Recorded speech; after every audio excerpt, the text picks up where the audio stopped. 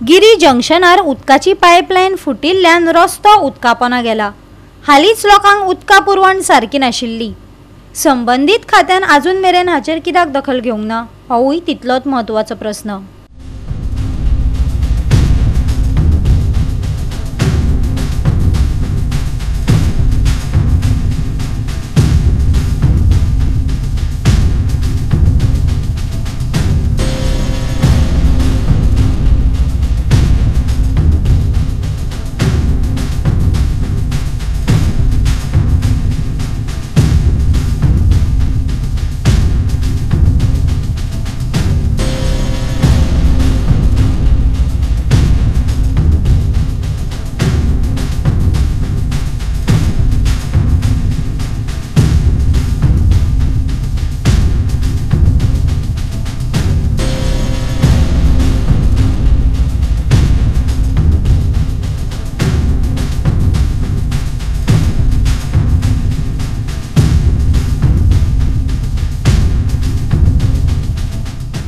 सो आम्ही आता सध्या गिरी जंक्शनाकडे आसा।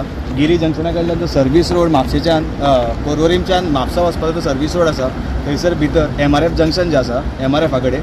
सो हांगासर आता मेन पायपलायन फुटलेली आसा।